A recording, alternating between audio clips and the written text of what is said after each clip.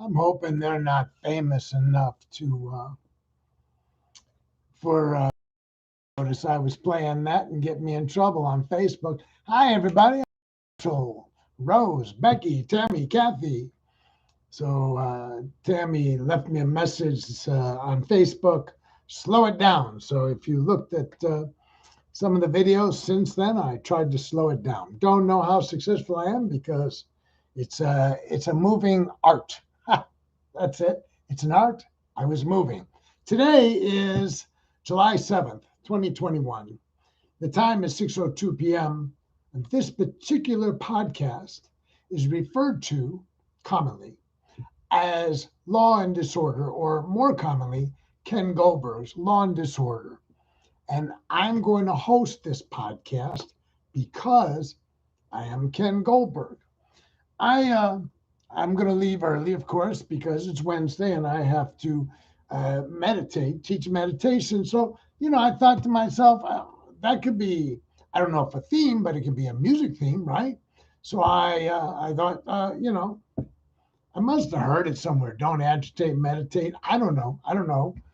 I'm sure I didn't come up with that, but I don't know where I heard it from.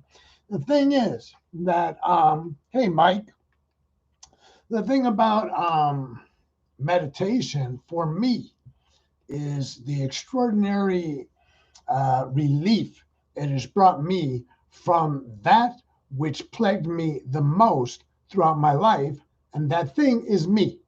So you wake up one day. Well, it's not. You don't wake up one day. You wake up over a period of time, and you recognize that you have been thinking crazy, that you have been leading you astray, at least spiritually. There were times in business I was a killer, boy. There were times in the courtroom I rocked it. Okay, long before I learned meditation. The value of meditation was learning and slowing it down, and it's not relaxation. I could relax. I could smoke weed and relax. That's not it. I never smoked weed and moved forward. With meditation, I'm consistently stopping that backward progression. So I don't always move forward today, but I rarely move backwards. At least I don't go backwards as much and as fast and as hard as I used to, because when I see myself being crazy, and sometimes it may take an hour or almost 2 hours. Today I rode my bike a little over 2 hours, and I would say that about the 1.5 hour mark, I recognize that I've been obsessing about something for since I'd gotten on the bike an hour and a half hour before. And so I said to myself, this is not cool, man. You're agitated and you're rolling this stuff around in your head, and it's not doing you any good. It's not going to do anybody else any good, and it's just not being skillful. It's not being mindful. And so I made a decision to refocus. But it took me over an hour, easily over an hour, to realize that I was crazy, that I was time traveling and having all sorts of difficulties. So, excuse me while I turn this off. Bump, there we go. So, Chris can relate to being crazy. Do you Zoom your meditation? We did, but I believe last week will be the end of Zooming our meditation now that it's in person, and it's just becoming logistically too challenging for me to Zoom while I'm doing it in person. I have been doing it, but the audience got smaller on Zoom. The audience live is, of course, interactive, vibrant, present, growing, and so I think, I'll know when I get there if I'm Zooming. So stay tuned. And I'm looking forward to seeing all y'all who are going to be there in person. Those of you that can't be there in person, we'll send out metta to you right about 7:55, wherever you are. We'll probably be sending you metta. We'll be sending you metta as our friends, perhaps as our family, as being an all being, and perhaps even being somebody that we have difficulty with. Palace night. We're rocking the palace. It's called Wat Dallas, or also known as the Buddhist Center of Dallas meditation group, and we are rocking it tonight. So, I'm talking about this event today because there's some things that have happened to me in the past, and in some ways, they remain unresolved. Partly they're unresolved, and I use that term loosely because I'm just not able to resolve them. I mean, it's beyond my grasp. Some of it is I can't. It's actually in reality, it's already resolved. The situation has played itself out, and the only place the situation still exists is in my head. So, I have to stop and think, am I creating this reality that will cause suffering? Because if you're going to spend an hour plus cogitating about an event over which you had no control in the past and have no control over the future, it's spinning wheels, isn't it? It's like being stuck in the snow. Your wheels are spinning. You look and you go, well, I'm not getting anywhere, right? I'm just spinning my wheels. Well, I used to spin my wheels a lot. I used to tell other people, I could see when you spun your wheels. I was really good at telling you, well, you're spinning your wheels. You're not getting anywhere. You should let it go. But I'm not good at telling myself. What's gotten better is sitting, breathing, focusing on the breath, and watching my thoughts percolate, pop up, go. They come from where not I know, and they go someplace I know not, right? And so, I began to recognize, what am I paying attention to you? You have no substance. It's not that it's worthless. It's just I have to place the proper value on it. And the truth is, most of my thoughts, I don't know most, because that would require paying attention more. A lot of my thoughts are inane. They're inane because I'm thinking about something that I can't do anything about, and there's emotions accompanying the thought, right? So I'm arousing feelings. Example, this guy that worked on my computer, I don't know, over 3 years ago, and he ripped me off. He was a scam artist, and I called him up. I found him on the internet. He had good reviews. Came over to my house. Did all this stuff. Said, oh, look, your computer's infected with viruses. I now know from some people who are more knowledgeable what he does is he just does that. He comes to your laptop and he puts his little thing in there, and then he says, oh, look, you got virus. I'll fix it. And then he fixes it, supposedly. And then he says, but I'm going to warranty this for a year for another, whatever. And I paid him on 2 computers, and the whole thing was a scam. I split. I sued him. I won. But, collecting off a punk like that. So here I am. It's 3 years later. I got my judgment. I haven't done anything with it. I filed it. And I'm mad. I'm still mad about it, right? So that's not good. Let it go. The money's gone. He's not a sharp. If he shows up, I will punch him in his head. Um, he's a rather young guy. I mean, compared to me, pretty fit. I'll punch him. I'll punch him in his nose. Not a doubt about it, right? But for now, he's not here. I'm not with him. Nothing I can do. Money's gone. Let it move on. But every now and then, I revisit the scene of the crime. And from the scene of the crime, I create the future, what I'm going to do when I see this guy, right? So I'm just using that as an example. There's so many examples. It could be, I could start spinning my wheels about, I got to go to Chicago. I got some stuff to do there. Ricky's supposed to come.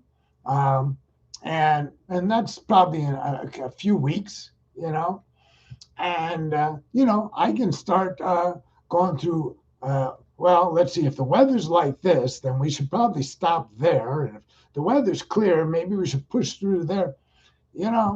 These are things that will resolve themselves the day I get in the freaking car.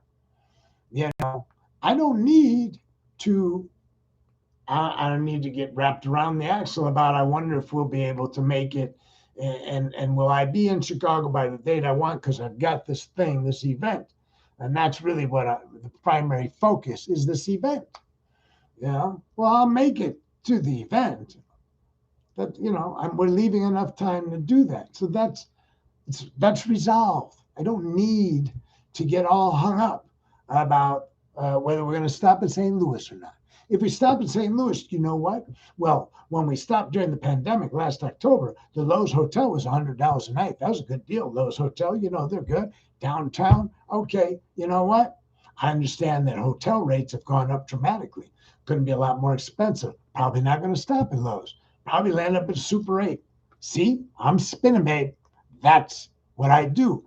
That's a minor thing, spinning about where will we spend the night 3 weeks from now. That's minor compared to the other types of spinning I do about people, places, and things. And so for me, meditation has been a place where when the waters are turbulent, the waters of my mind, the waves of thoughts are turbulent, it's a place where eventually I will bring some calmness.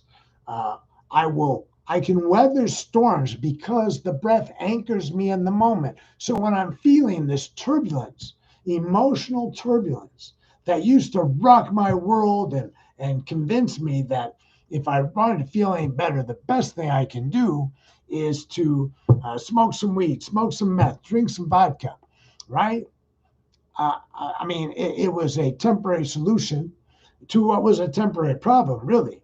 So today, I stay in the moment as best I can, and I go, oh, you know what? I'm powerless over those things, my emotions included.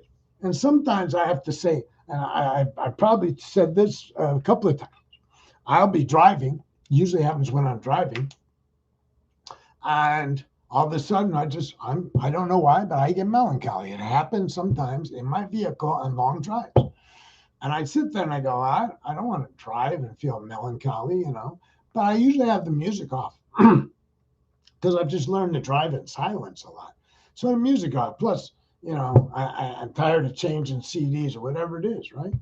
And you can't use a radio reliably in southern Missouri unless you want to listen to Jesus. So what happens is I understand the nature of this thing called melancholy. Even though I'm not always aware of it, from where does it come and where will it go? And I say to myself, it's okay. You can make room for this emotion. You are capable. This vessel called Ken is capable of housing some bad feelings without doing anything about it. So the first line of defense is to try to be mindful, breathe, stay in the moment, drive the vehicle. When that doesn't work, then I just, I surrender And I say, okay, well, I'm in a place of acceptance. You know what? I don't feel all that good right now, but it won't last forever. It will abate. And so just keep driving. And, if nothing else, when I have to stop and get some gasoline, I'll get some respite, right? Because I got to maneuver my car and the car and everything, or stop to eat. And then I may resume being melancholy when I get in the van, but usually something breaks it up. You all have these thoughts. Everybody. Yeah, that's human, right? We all have thoughts that we know not where they came from and we know not where they'll go. We have some idea why they're there, but not where they came from. I mean, you can't know where an emotion comes from. You can point and say, I feel it here. Well, you feel it there, but that doesn't mean that's where it is. So, when the feeling is happening, I have to know this too shall pass. Somebody gave me a T-shirt. The front says, "This too shall pass," and the back says, "It just did." Somebody else wore a T-shirt to an AA meeting, and it was a guy holding on to a bumper of a car, and the car, you could tell it's, of animation moving. I mean, you could understand the motion was intended, and it said, "Let go or be dragged." And that's where I used to be. I used to hang on to my emotions stubbornly, and I would get dragged all across the landscape, uh, negative landscape, because I wasn't willing to let go. I had to get some tools. So meditation turns out to have been a really helpful tool. And there are some teachings of the Buddha, which I learned along the way. You now know quite a bit of teachings. I studied them and I found them to be very helpful. And the biggest help was the Buddhist pronouncement that all things are impermanent, including the bad things. Good things are impermanent. Don't cling to them. Bad things are impermanent. Don't veer from them and don't cling to them. Kathy, 135 in Hyde Park sounds reasonable, doesn't it? Since there's only, 3 places to stay. There's only 3 hotels in Hyde Park. It's not like you have a lot of choices. Rose packs sometimes 2 weeks in advance. Yeah, I've never done that at all. I'm usually the night before. I'm usually trying to figure out what I'm forgetting. Yeah, I can't pack that far in advance. It would make me crazy. I couldn't used to go to the airport. We talked about this one time. I was like always pre 9/11. I was always like O.J. Simpson running through airports trying to catch a flight because I waited until it was time to catch a flight to get to the airport. Now I know between security and everything else, that's not smart. That's so anxiety inducing that I just don't do that anymore. I go early like everybody else. So yeah, so I'm gonna go meditate tonight. We started this group about 10 years ago. Um, there's some people have been coming for years, and it's not uncommon for people to be coming their first time. Every week there's newcomers. Last week there were only, I think, 2 newcomers. There's usually a half a dozen, but that's okay. Um, the group last week was smaller than the week before. That's okay. This group goes up and down, and I try not to get attached to the outcome. I try not to get attached to will anybody show up. I try not to attach to am I going to do a good job? Is everybody going to learn to meditate tonight? Are the people that have been coming here for years going to find it fulfilling, even though they've been listening to me literally for years? So I try to, let go of that stuff. And again, that's the little stuff, right? That's the little stuff. So you can imagine what I do with the big stuff, the relationship stuff, the last divorce, the children, all that stuff. That's, there, you want to see me go crazy? Watch me cogitate on that. So I believe that everybody has, their demons, everybody's got their unicorns and their roses. Everybody's got their stuff. You got your positive stuff, you got your negative stuff, and you're pretty powerless over a good portion of it. But for those of you that meditate, you may have found what I found, that there is a way to manage this arising of feelings, oftentimes to distraction. I mean, they arise and distract you from, sometimes you're in the midst of having a good time and some emotion or thought will arise, which will impede on your good time. And I didn't used to recognize that kind of stuff. All of a sudden I just wasn't having a good time, but I didn't often know how to isolate that and examine that, analyze it, and let it go. Most of the time, I felt like I was being the victim. I was victimized. And you know what? Give me a joint, give me a shot of vodka or two shots of vodka, or give me some meth, whatever, and then let the party continue. Don't let anything interfere with a good time. But now I'm pretty good at going, interesting that you brought this with you to the party. What is this? This is that thought, that emotion that I couldn't do anything about earlier in the day, but I packed it up and brought it with me to the party. You know what? Bring a bottle of wine or some crackers and cheese. Don't bring the hang-ups and the angst of the past or the anxiety of the future. But that's what I did, right? And they said that if you have, if you're, what did they say? If you have one leg in yesterday and one leg in tomorrow, you're peeing all over today. There's many little aphorisms like that, and they really make sense. Yesterday's history, tomorrow's a mystery. All you have is today. Makes complete sense to me, right? So, yeah, I'm down with that.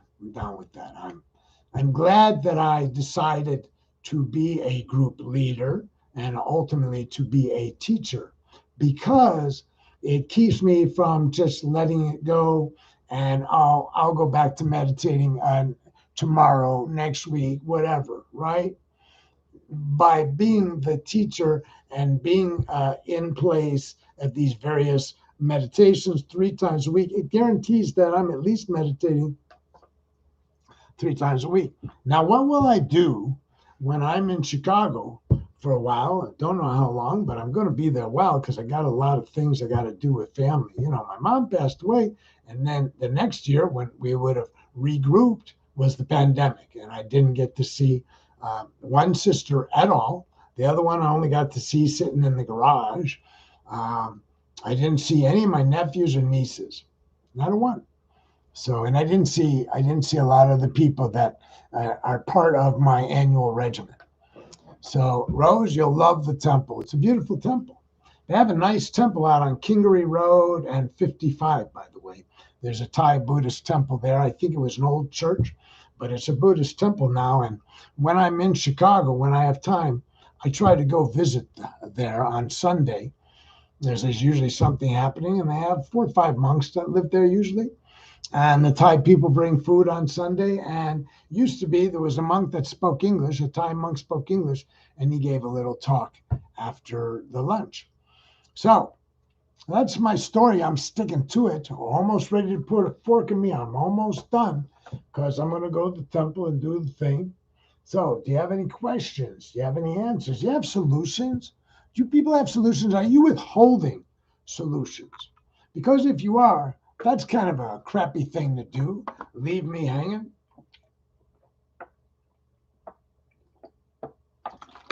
Wow. I worked up a thirst. So here's what I was going to tell you about today. So I've been riding a lot. This was the 4th day riding. I hadn't ridden for about 3 days. So I'm going to tell you a little story about riding. So I got up crack before dawn, and I couldn't get back to sleep for a while. And so I'm like, you know what? Maybe I'll go out while it's cool out and ride. And then I've got to be at the eye appointment at 9:45. It's really important. My glasses got scratched 2 days ago. I can't really see well. And I knew if I didn't get in right away. Okay.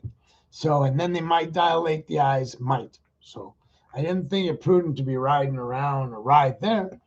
So I screwed around and made breakfast. Boom, bing, bang, boom, boom, boom. And Good, Becky. Thank you. So I I uh, I decided I went to the eye doctor, and they're probably going to do cataract surgery in about 6 months. But we powwowed, and I don't know if I convinced them or they convinced me. Let's not do anything dramatic just yet, even though they don't think cataract surgery is dramatic. I do, and so I left there and I got home and I'm like, I got a whole day still. What am I going to do? I decided to go for a ride at noon. Okay. Not my smartest idea, but I have an e-bike and I figure, I'll just use the battery.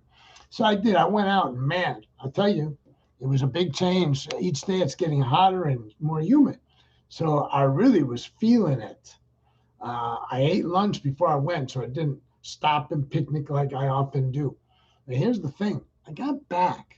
I really was, like, wow, man, I'm so glad to be home. It was a shorter ride than usual.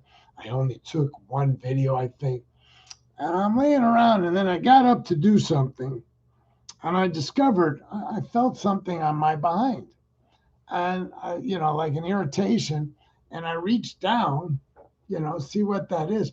I don't know if it's chapping. I don't know if I'm broken out. I have no clue. But I have this blotch on my buttock, which is a place I can't really examine carefully. You can't really look closely at your own buttocks. I don't know if you know that, unless you have a technique I don't know about.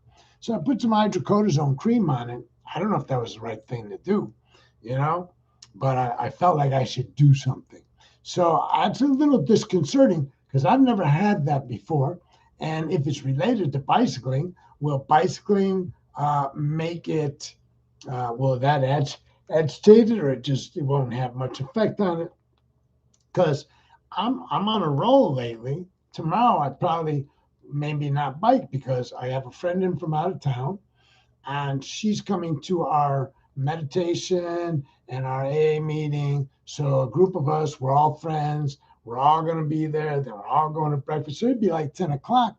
And if it's like now, I maybe skip the ride and then wait until Friday and Saturday. So now you're talking ass. I guess, yeah. Thought that was obvious. There's a big blotch on my buttock. I didn't call it ass, but if you prefer, I can. I mean, it's not like I get hung up on ceremony. No, yeah. Cataract surgery's in Kathy's future too. Yeah, they tell me I shouldn't be too agitated about it, but I had a friend that got cataract surgery, and he the first time he said, "Oh, it's cool," Then he went back for another one, and he said he could feel them fucking around with his eye and stuff. And I don't want to feel anybody touching my eye. Now the doctor says there's no nerves to feel in where the cataract goes, right? So she says if he may have imagined he could feel it, or he felt something else on the circumference, but he didn't feel the part of the eye where they replaced the lens. So I don't know. She told me they'll identify a good surgeon for me. Meantime, I'm hoping that my new lenses, knock on wood, get here before I leave. All right. So, take a moment, take some deep breaths.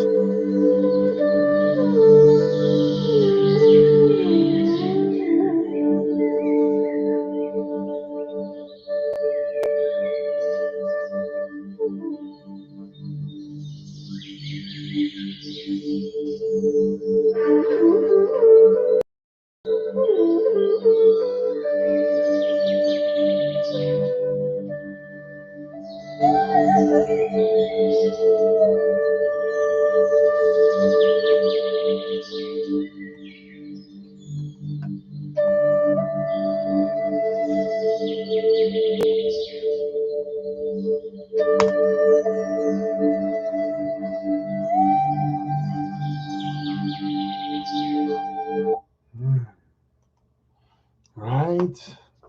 Chilling like a villain. So if you have problems, we're going to start to wrap up. If you have problems, psychological, emotional, spiritual, physical. Don't tell me about it because I can't fix you. But you have so much energy that you can tap into within through meditation that will facilitate healing. So do it. Some of you wonder why I don't share my troubles outside of the podcast, you know, except for select moments on the bike or with select friends. I really don't.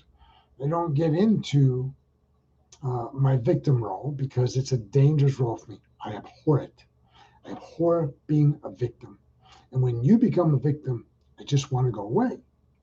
So I suggest that rather than adopting the role of being a victim as I have, move past it and do whatever you have to do. And what you have to do is it's not about sharing it with other human beings. It's all about learning to harness this thing that we call mindfulness.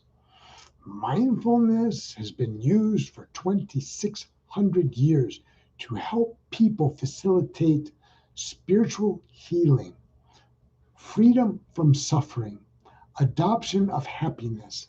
It's there, it's waiting. Me? No, I mean, I go to the temple and I'll give some instruction. But after I give the instruction, we go silent, man. It's on. Everybody's got their own energy, their own way of breathing. You know, everybody doesn't breathe the same. They don't think the same. Nothing's the same. So everybody's on their own.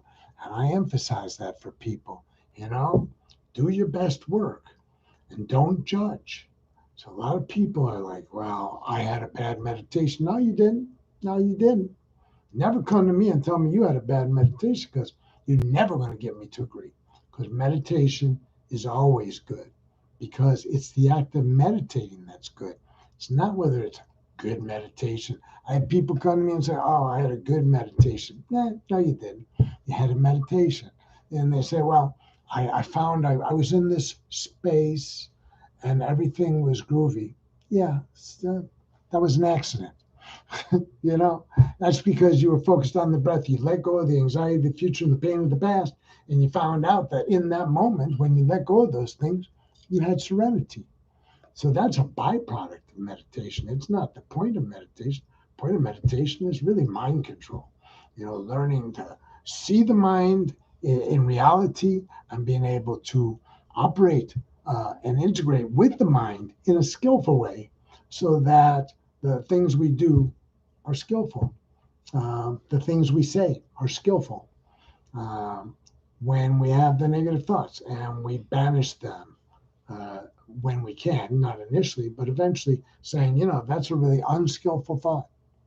I'm going to focus on something more positive, more wholesome. You know, I'm not going to say that. I'm not going to insult that person, even though it's coming to my mind so quickly. I don't have to do that. I can forego that. That's skillful. You know, but sometimes, you know, I say things I don't. Sometimes I don't even care if it's skillful or not. It's like, yeah, no, I'm not too worried about it. People are like, well, that wasn't very nice. Yeah, so what?